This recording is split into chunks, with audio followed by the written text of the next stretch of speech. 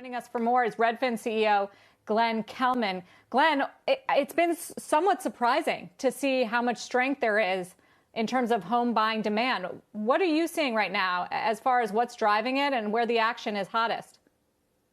I have never seen such volatility in my entire business career.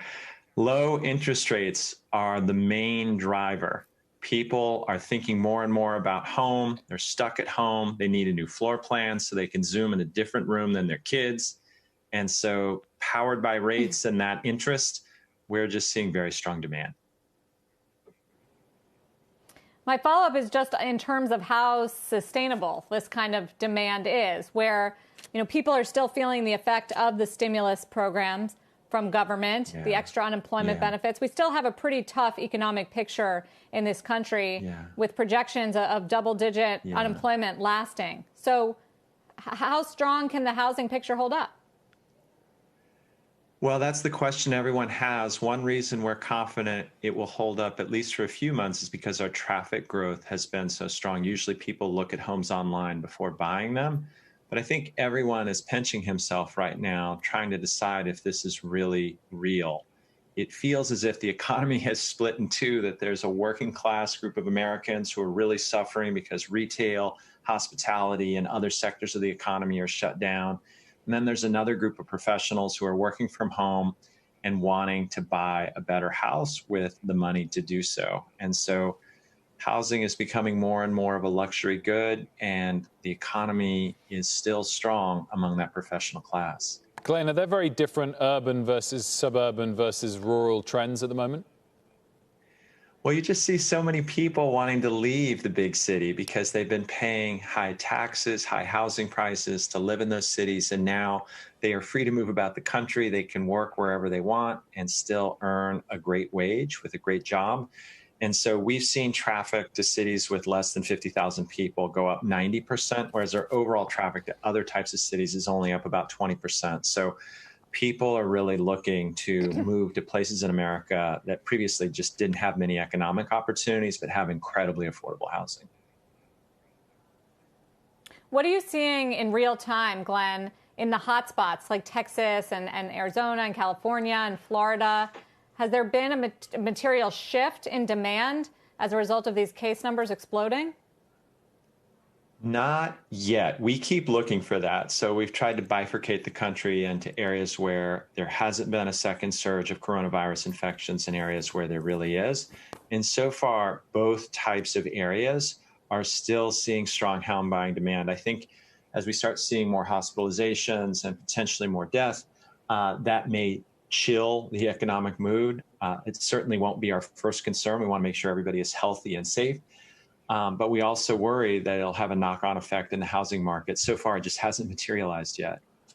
Glenn, when you mentioned some of those trends you're seeing and that extraordinary growth for some of those cities below 50,000 population, I think you said, do you think that that's shown itself in the prices in what we would think of as the previous prime cities like New York? Have they dropped yet to levels that you think are taking account of those trends? Well, there's just such a massive inventory shortage that we haven't seen significant price drops almost anywhere. But what we do see, if you look at New York, for example, it used to be that people really wanted to be on a rail line. It had to be a 30-minute commute into the city. And now folks care about the school district. They're willing to go an hour, 2 hours, sometimes even further into Connecticut, New Jersey, because they only plan on coming into the office once a week or a few times a month. And that has been a real shift. Our agents used to know the transit maps by heart, and we're less concerned about putting people into those outlying areas. But now people say, I can get 20% more square footage, I can have a great school district, and I'm just not going to come into the office as much. And Glenn, you think that's permanent? That's cemented those types of trends? At least semi-permanent. I don't think people are going to work in the office 5 days a week, 40 hours, ever. And so I do think there's going to be a broader distribution of human beings across the planet rather than clustered in cities around offices. I do think that's going to last. What about showings? I read you gave a quote once that it's like playing a video game, doing a virtual showing. How commonplace is that? And is that something here to stay? And how do you adjust your business around that? It's slacked off some. So we went up to about a third of our tours being virtual during the worst of the first surge in coronavirus cases, and now it's about 10%. That's still 10 to 20 times more than we saw prior to the pandemic. We were always trying to get people to look at homes online, and they still do it some, but it's driven as much by health concerns as by looking further afield. So if you're shopping for a home in Grand Rapids, Michigan, but living in Chicago, you may not want to drive out to do the tour. So you're going to do that first tour virtually, where we're using an iPhone and walking through the house, and you're telling the agent, look up, look down, and answering questions. So that has been a change in our business, but it hasn't been as strong as other changes that we've seen. What percentage, Glenn, even at the peak of when people were using virtual tours, actually went through the whole process without visiting the house? Surely before actually paying, they visited the house.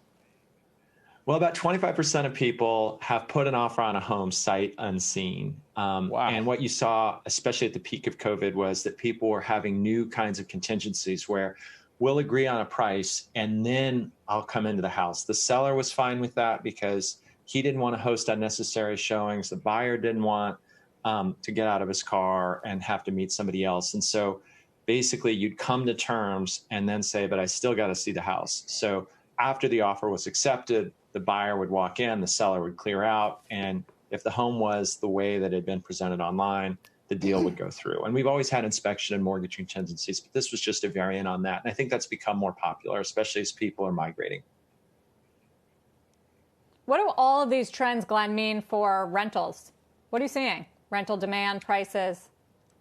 Oh, that is such a fun question. I think that rentals had been going up for a little while. Homeownership rates had declined. It was certainly something that we tracked because of the housing affordability crisis. And now you're seeing young millennials who were willing to live in rentals because they wanted to be in the center of a city saying, why would I do that? I can now buy a home. They deferred having children and starting a family, but they're going out to the suburbs or the exurbs and having that family without having to worry about the commute. So there's just been a general shift in preferences away from highly populated urban centers. And some of that is because of the job and some of that is because of health risk.